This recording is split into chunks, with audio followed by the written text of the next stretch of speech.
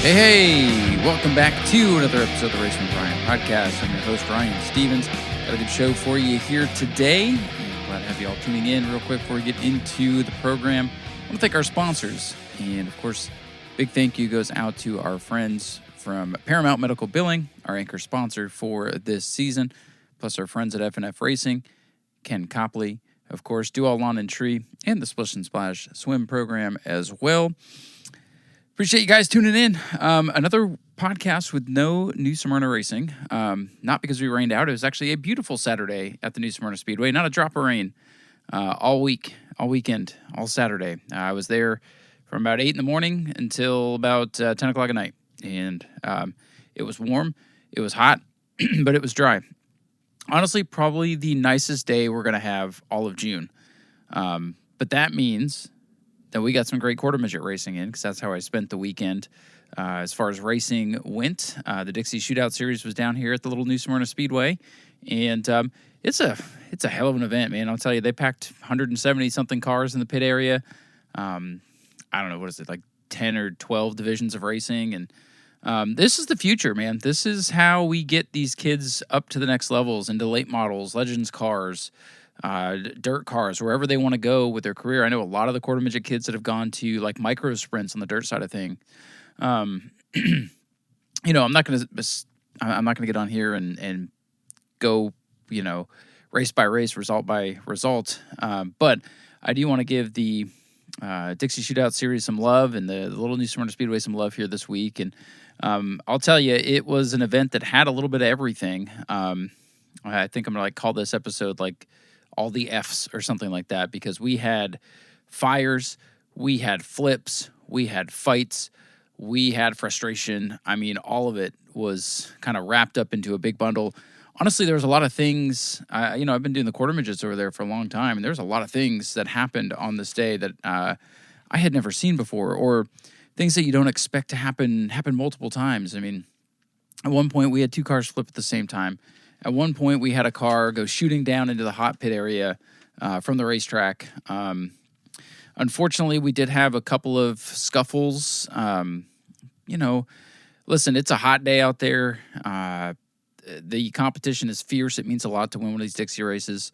Things got a little riled up a couple of times. Some people had to be escorted out, which is honestly frustrating. That's not the example we want to be setting for children. But, I equate this to like Little League. I remember when I would strike out, and my mom would be upset at the ump because she thought it was a bad call, or she'd get upset at me for my effort or something like that. I remember one time my mom yelling at me because I had played outfield the inning before. But to get other kids in, I had to sit an inning, and they put somebody else in, and my mom didn't realize that. And she yelled at me because whoever they put out there didn't go for a fly ball, and she got upset with me. And I'm like, "Hey, Mom, I'm sitting right here. I'm cheering my team on. Like, I don't know what you want from me." So sometimes, the parents get worked up, and I can understand that. I've witnessed it through my own family.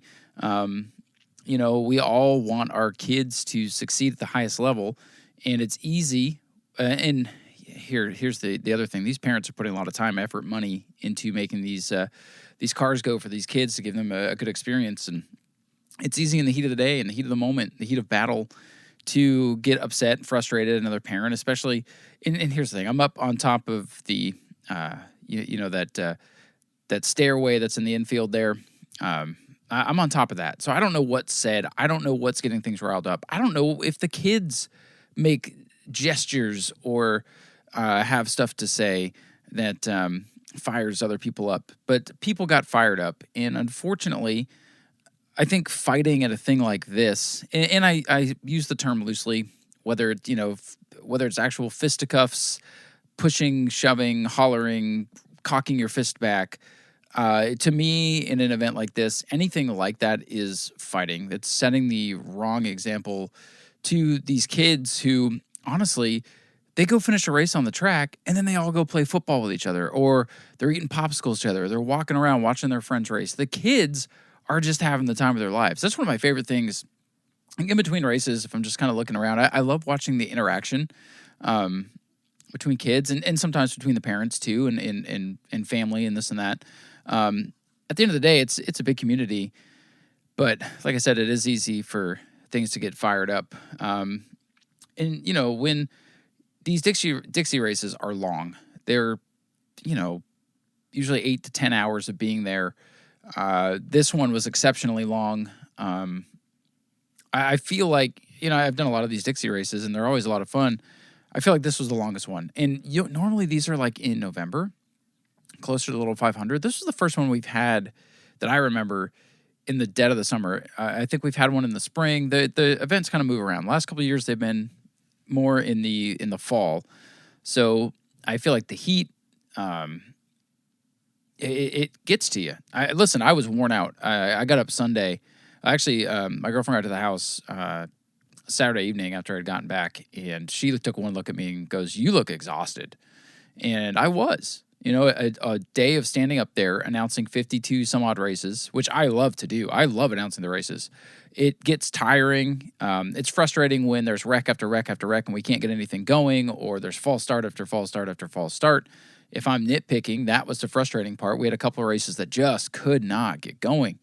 And when they were racing, it was I love the quarter midget racing. It happened so fast, and the crossover moves and the battles and the shuffling, and sometimes they make contact and it gets big in a hurry. Those cars will snap around, flop over, tip over, flip, hit the wall. We broke the wall a couple of times. It was a day that had everything. At the end of the day, I had a great time with it. But man, I'm not going to lie to you and say I wasn't worn out. And I think every parent or every person that was working the event left there feeling the same way, whether it was your mind exhausted or your body, maybe both. I understand. And I'll tell you, going home, going to bed, it felt so nice to go to bed, and got up in the morning, and my girlfriend volunteers at her local church, which I've been attending with her. And she got up and said, "Hey, I'm in the baby room today," meaning she was volunteering her time. And she's like, "If you don't want to go, I totally understand." So that means she wasn't in the worship service. So to kind of catch up on some rest and kind of get some things done this weekend, I did elect to stay home. That's how worn out I was. If she had been in service, I obviously would have been there. But it was nice to kind of sleep in a little bit. Peyton slept in a little bit. We caught up on a little bit of sleep, and overall, the racing was great. We saw some people get some big wins. Wilder Eves got a big win. Tucker Bertrand had a day full of adversity, and he got a win towards the end of the night. And I could see the relief in the family because they had fought a call throughout the afternoon that didn't go their way, and Tucker was perhaps going to win another one. Just kind of got off track a little bit, and I could just see the relief and the redemption for the family. I think they left a little bit happier than they were feeling in the moment. Those are a couple of the wins that stand out to me. A lot of good drivers. Molly Wheeler did well. A lot of our local guys. Dale Cottrell got a big win. It was good to see a lot of our locals running well. The Dixie Shootout Series is like, the big East Coast, Southeast region touring series for quarter midget racing. So it's a big deal. And I think that's what leads to a lot of the carnage that we see, the longer days. You get a lot of cars coming down. We got full fields in pretty much every class. I think the smallest field, the entire, 8 of all the A-mains was 4 cars. Sometimes that's the average for a weekly race, and that was like the top division, which is, doesn't pull a lot of cars to begin with. But there was pretty much every race, I would say 90, maybe 85 to 90% of the races had full field, which is 10 cars. And you get a lot of people that aren't used to racing Little New Smyrna. You get a lot of people that aren't used to racing together. So there's a little bit of racecraft difference. When you go to your local club, how the guy around you in your class races for the most part. There's a little more give and take, I think, on those events. There's a little more space. So these events tend to get a little wilder, and that's why we saw a lot of flips, and a lot of crashes, and a lot of rough driving from time to time. So there's a couple things that were there's a couple of DQs for what they call unsportsmanlike conduct. Not like the kids trying to go out there and wreck their buddy to wreck their buddy, but just sometimes in the heat of battle things happen, and you got to calm people down. I kind of equate events like this to like the beginning of speed weeks, so especially when we get 20 to 25 pro lates that have never raced together, and we tear up half the field in the first couple of nights. Is they get used to A, racing at the track, and B, racing against each other. So that's just kind of some critical commentary on the event. But I know they're coming back to Daytona in September, and I always announce the races at Little New Smyrna, and I'd love to do the one at Daytona. I've already reached out to let them know I'm available, so we'll see. That would be a cool opportunity to call the quarter midget races at Daytona. I understand if they have their own personnel who are going to do that, but I did let them know I was available. I left there exhausted, but at the same time, I'm like, man, I'm so glad I get to do this. It's very special to me when I see, a Daniel Dye, who I know, say what you want about him right now, but, quarter midgets, that's his dad helped build that place, and that's where he started and moved out to late models and, has had to reset his career here, but, that's where it started. Joey Logano started in quarter midgets. I know there's a ton of others, but, I've seen, Gage Spears race quarter midgets for a while, and he's racing trucks and super stocks and stuff like that. And then, Max Wheeler is one of the most recent examples, up from the quarter midgets to the super stocks, where he almost won Rookie of the Year last year, now winning E-Mod races and doing very, very well. Also, Blake Clauser. He's one of the first drivers that, I think I watched his last season and a half.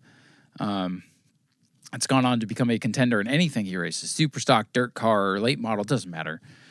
Blake's a phenomenal driver. I mean, it's in his blood. Look at his father. His sister, Kate, was a quarter midget racer. So now I get to tell their stories past their youth. I get to.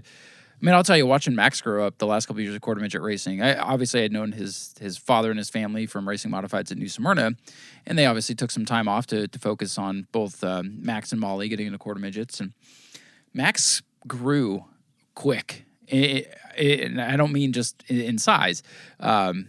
In his racecraft, because when I first started doing the quarter midgets, I recognized Max Wheeler, the Wheelaway trailer sales. I knew who they were, and I was like, he's going to be pretty good.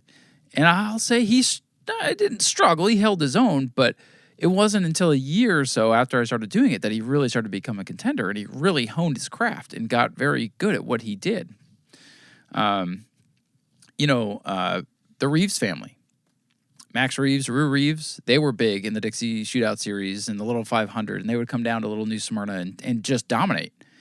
And now, Max is off in ARCA and super late models and stuff like that. So it's why I take some time out of the show sometimes, especially when that consume my weekend, to kind of just let you all know the future is bright. We've got these kids that are determined to go out there and compete at a high level, and their families are determined to make sure that their children are able to do that. And that's a lot of sacrifice. So just a shout out to the parents and the kids and everybody in the Dixie Shootout Series and everybody at Little New Smyrna for putting on a great event. Long, yes, but great. When you can get that many people down there and put on a show like that, that's an accomplishment. And, I'm a small part of it. I come do the announcing, I go home. I get kind of lucky in that regard. But, then I see comments, like I happen to see Wilder Reeves post on Facebook. Sometimes I'm not, after a race day, I'm not glued to Facebook, just trying to get other things done. But I happen to see that he had posted about his win, and I just commented, hey, congratulations, great job this weekend. And, a couple of families chirped back, hey, thanks for announcing, you do a great job. Just things like that. It's nice to hear sometimes. And I will admit there was one race I got really frustrated, and I just could not wait for it to end. It was one of the B mains. It eventually timed out, and I was like, oh my goodness, thank you. But other than that, just a really fun time. So I'll take a few minutes out of the show to let you all know about what's going on in the up and coming ranks, because it's alive and well. So should be a quick show here for the rest of it. We're going to talk about Michigan in NASCAR. I do know Auburndale was in action, so let me pull up those results, see if I can find, let's see, Auburndale Motor Speedway.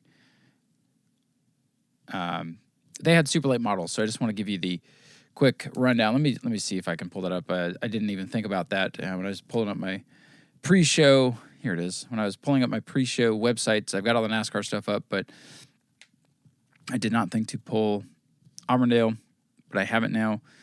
latest results. Super late model twin 50. So real quick at Auburndale, because I know they got their races in. Feature 1 for the super lates. They had, by the way, they had 13 cars. Cody Stickler won the first race. The rest of the top 5 was Bray Holmes, Cody Brinson, Scott Grossenbacher, and Kendrick Cryer. The second race went to Bray Holmes. Great to see that team back on top. Great run for Bray. Great racer. Jonathan Guy was second. Carter Brown third. Kendrick Cryer, good day, fourth. And Chase King, the 24 of the top 5. Good to see that. 12 of the 13 would start the second race. A-Mods, Adam Briggs, former New Smyrna Sportsman champion, won that one. Field of 12 would take the green. They had 14 cars there. Not bad for the A-Mods there. Nice field. I think they had a 50-lapper. Bryson Carlbert won the Legends.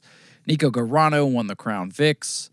Adam Briggs, double dipping. He won the Street Stock feature. I think they had a big race for the Street Stocks as well. Bandoleros was won by Keegan Chance. Outlaw Figure 8 was won by Preston Davis. They had 12 of those. That's pretty fun. I know Matt's going to be excited to talk about that on the hot mic. I'm recording this a little bit earlier in the week today to get a head start on the week.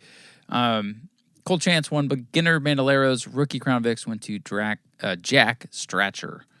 So Auburndale got in. I know George Gorham won over at Showtime. So there's a little quick weekly or local racing roundup. So let's go talk about NASCAR in Michigan. We'll start quickly with the trucks. I watched some of this race on break, during lunch break at New Smyrna. I watched about the first stage and a half. Then I came back and watched the end of it. No lie, literally falling asleep throughout the final run of the race. Corey Heim did get the victory, holding off Caden Honeycutt. I remember dozing off, seeing the finish, dozing back off, waking up, realizing what time it was, saying, oh, we should probably get to bed. Then mentioned to my girlfriend, who had also fallen asleep on the couch, hey, we should probably go to bed. And then we both fell asleep again, and we both woke up. She asked me who won the race. I had to think about it because I didn't even remember watching a race at that point. But yes, Corey Heim won the Truck Series race again. Still not championship eligible. Still very silly to me since he's declared points. But I did put a lot of focus on the Sunday Michigan race after doing some household chores. Actually, I did a lot of chores in between breaks because they had plenty of breaks with all the cautions. Danny Hamlin would be your pole sitter. However, he would drop to the rear of the field after a flat tire in practice did some damage to the underside of the race car, so they elected to start the rear. He did not run well at all in stage 1. He was mired in the 30s. By stage 2, he'd worked his way up inside the top 20. And then, of course, when he needed to be at his best, he was, of course, in contention within the final 50-lap run, which is when you need to be up near the front in the cleaner air. And he was one of those guys. I watched it all day. It's like, okay, maybe there is damage to the car. Because I questioned Hamlin. I'm like, why in a race that's so track position heavy with a car that just won the pole regardless of damage, why would you want to give up that track position? When he got mired back, I was like, see, that's what I was worried about. But there's always a part of me that was like, I don't think he's going to do that bad today. And when it mattered the most, he was up front. But let's start at the bottom here. Poor Connor Zilic. 2 crashes in the first 10 laps of the race. Got loose, hit the wall, spun out. A few laps later, got high off turn number 2, spun into the inside wall, ended his day on lap 8. That was a tough one.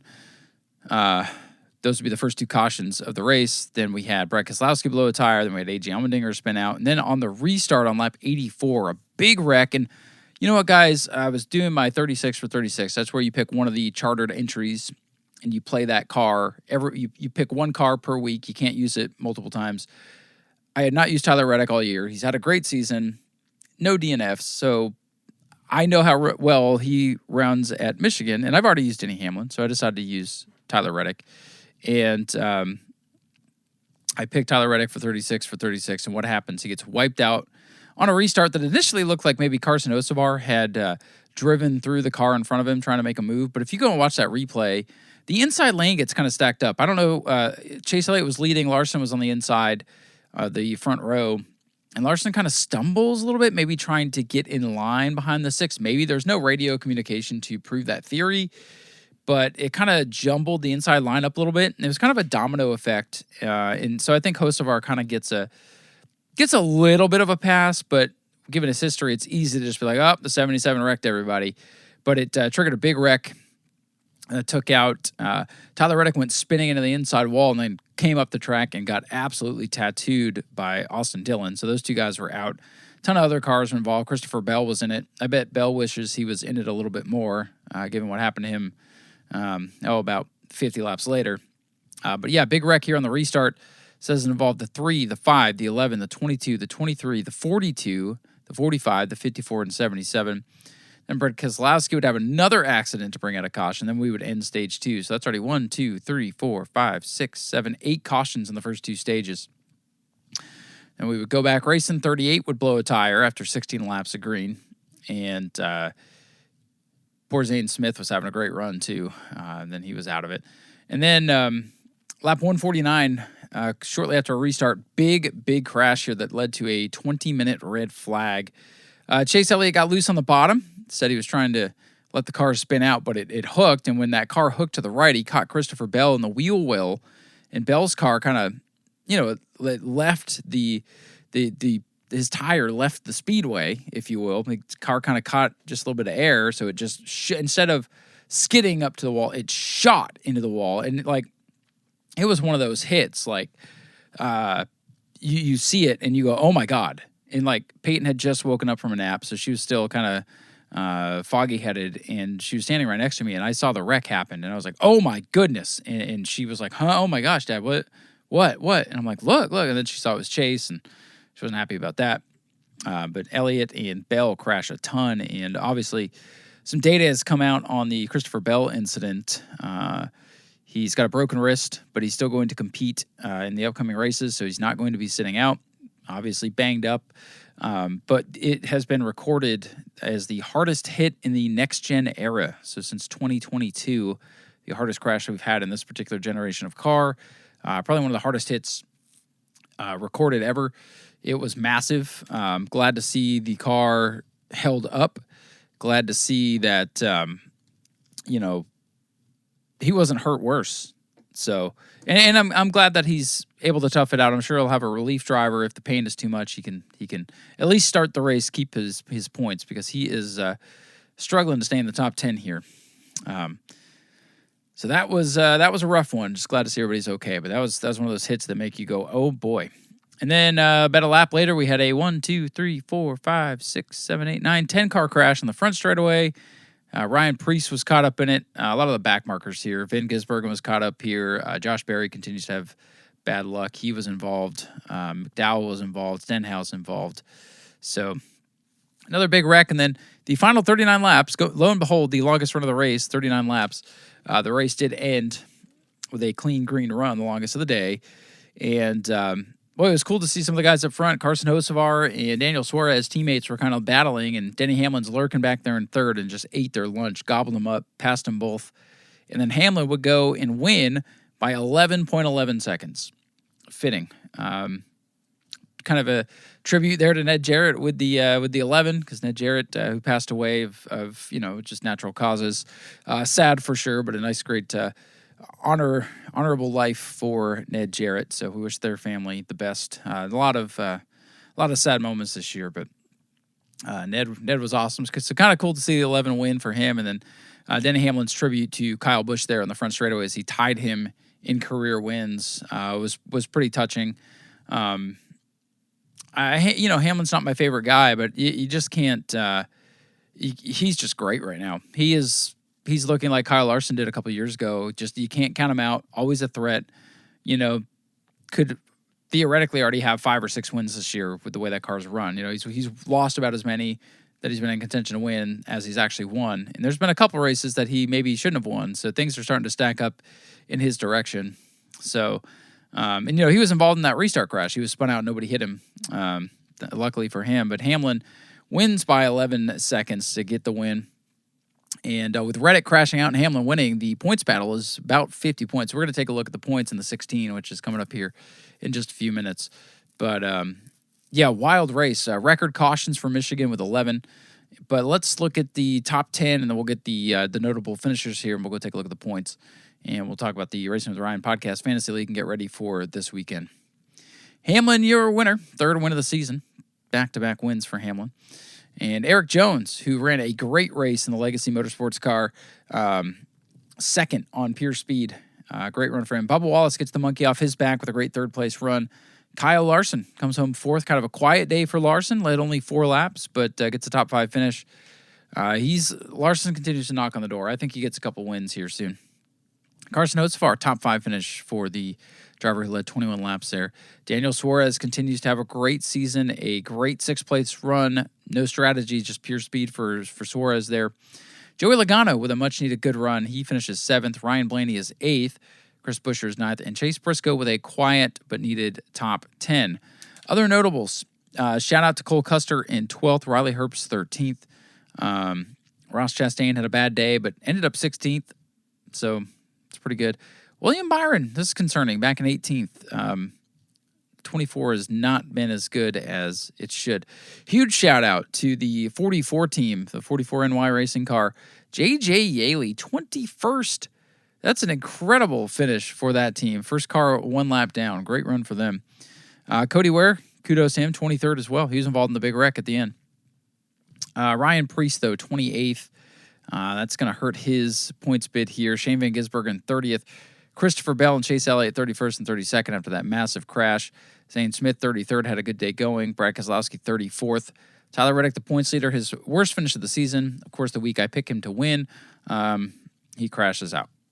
And then Connor Zilic, his 3rd straight last place finish. Tough luck there. So, wild one in Michigan. Entertaining race for sure. Kind of the story has been when the races are very entertaining, the winners have kind of been a buzzkill for me. That was the case this week, but can't deny that Hamlin earned that one for sure. So, good stuff. That was fun. We talked about the trucks, so let's head on over to let's do our segment of the 16. We'll take a look at the points as they run right now after 15 races. So there are 11 races left to work your way into the top 16 to get into the chase for the championship. So the summer stretch is upon us. Tyler Reddick still your point leader now by just 51 over Denny Hamlin. This is the closest anybody's been since Daytona. So the race is on up front. Ryan Blaney still sits 3rd in points. He benefits from Chase Elliott having issues there. Elliott is now 4th. Ty Gibbs, kind of a tough day. He's still 5th. Kyle Larson is still 6th. First bit of movement, Carson Hocevar up 2 spots to 7th in the standings. Chris Buescher remains 8th. Daniel Suarez with another good run. He's up 1 spot to 9th. So Suarez, Hocevar, Spire Motorsports looking good. Big drop this week for Christopher Bell. He's down 3 positions to 10th in the standings. Still comfortable as far as the cut line goes. He has 410 points. 16th place has 332. So still very comfortable for Bell, but boy, he's going to be behind the 8 ball a little bit going into the chase, I believe. Bubba Wallace, finally, the monkey off his back, like I mentioned, up 4 spots, our biggest gainer of the week. Glad to see NASCAR has the stuff correct this week. It's nice to be able to use that. Bubba up to 11th. William Byron down 1 to 12th. That's not where you'd expect Byron to be at this point of the season. Chase Briscoe, it's been kind of a slow start for Briscoe in his sophomore season in the 19, but he gained 1 spot today up to 13th. Shane Van Gisbergen, he cannot wait for those 2 road courses to come up here. We'll have the road race at the Naval Base in San Diego coming up here in 2 weeks, and then right after that is Sonoma. But a 30th place finish puts Van Gisbergen now down to 14th. 15th in the standings, Brad Keselowski down 2 spots with his crash, and Austin Cindric remains on the bubble in 16th. So doing the bubble watch here. Right now, Cindric is up only 3 points on his teammate Joey Logano with that top 10 run. Logano up to 17th in points, 3 points out of the chase, which is unbelievable considering where he's been much of the season. Eric Jones, here's a driver that had been mid-20s for much of the last 5, 6, 7 weeks. Up 3 spots this week to 18th, and he is only 28. Is that right? 28 points? Yeah, 28 points out of a potential chase berth. Ryan Preece now down 2 spots this week to 19th. He's now 29 points out. So even with his 25-point penalty, he'd still be out, if my math is correct there. Then Michael McDowell, 20th down a spot. He's 286. 232. It's 14. It's 44 points out. So McDowell did not need another bad run. So, man, Zane Smith dropped 2 spots this week. So guys that still watching and worried about, Ross Chastain obviously buried 24th in points. He has 260 points, 40 plus 32. He's 72 points out right now. That's more than a race. That's rough. Austin Dillon's kind of trended back and forth this year. He's now actually been passed by Riley Herbst in points. Josh Berry made the chase last year with a win, still 30th in points. 30th in points. Alex Bowman still 32nd, and Connor Zilic 34th in points. I mean, he's only got 148 points scored this year. The cutoff right now to make the 16 is 332. Yikes. Connor Zilic, even with the 2 road courses coming up, he's very much in trouble, not going to make it in his rookie year. So that's tough. But what you going to do? So there's a look at the 16. I kind of talked about it with the championship change. The only excitement is around the cut line. It's pretty static there. Obviously, a lot of the models say you got to be, top 3 or 4 to realistically win the championship, maybe top 6. I think top 10 could do it, honestly. But, the guys from 12th to 16th, they're really not going to have a shot to win the championship, just like in the last iteration of the playoffs when you had kind of the wild card guys winning and sneaking in. It just keeps the cut line static now. But, the Eric Jones situation is fascinating. If they can continue to run this way, they could be kind of a spoiler pick here. Ryan Preece, boy, snake bit, really could use those points back. That's another driver I think could rebound. So, I'm not convinced that Shane Van Gisbergen makes it. I feel like Shane Van Gisbergen needs to win the San Diego Naval Base race here coming up and the Sonoma road course race, or else I don't know what to tell him. Brad Keselowski, it's another driver. He either makes it around 13th, 14th, 15th, or he misses it by a couple of points. I'm just not sold on him yet. William Byron, another bad race or 2 here in this month, and then we may be worried about him. So it's kind of some analysis there of the Cup Series standings.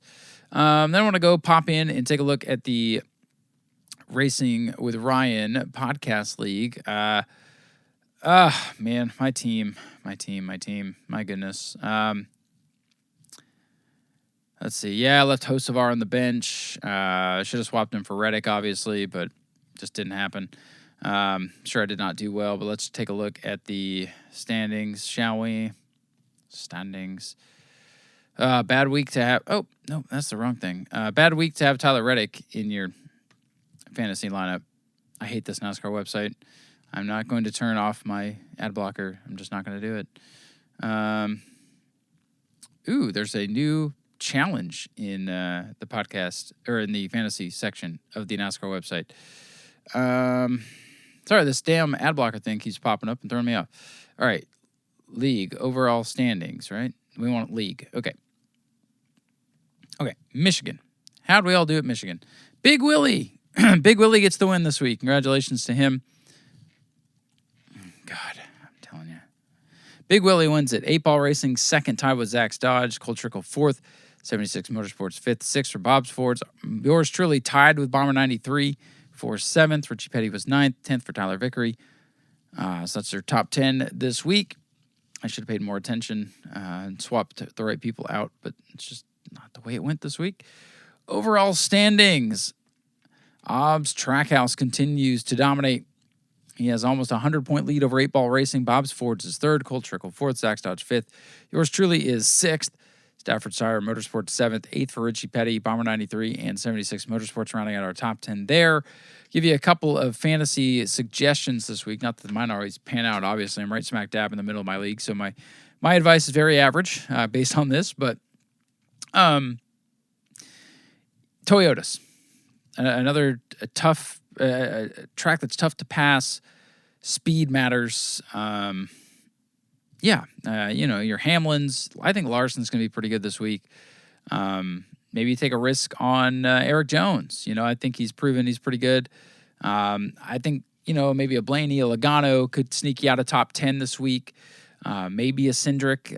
Cindric's pretty good on courses like this, trickier tracks. If you're trying to dig deep because you burned up a lot of Tyler Reddick or you burned up a lot of Denny Hamlin and Kyle Larson so far this year, which is easy to do, I would be wary of Christopher Bell this week, just with the injury, the mindset. Where's he going to be at? Is he just going to be just trying to get through it, or is he going to be in the thick of things? Chase Briscoe won this race a year ago on fuel mileage, but track position. This is going to be a track position race. Very tough to pass at Pocono.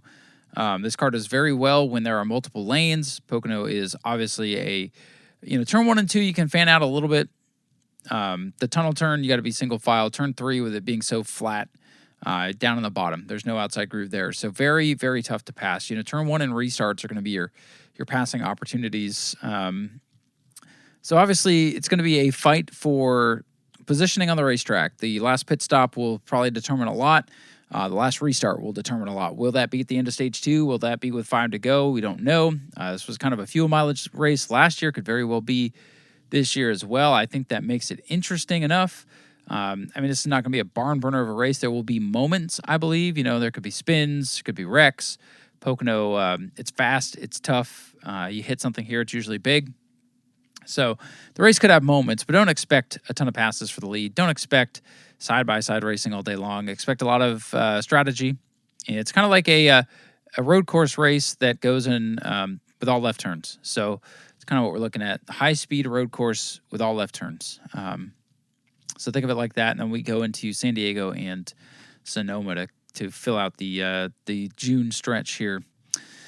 So with that said, use those thoughts, if you will, for your fantasy advice, or don't. You all seem to be doing pretty well.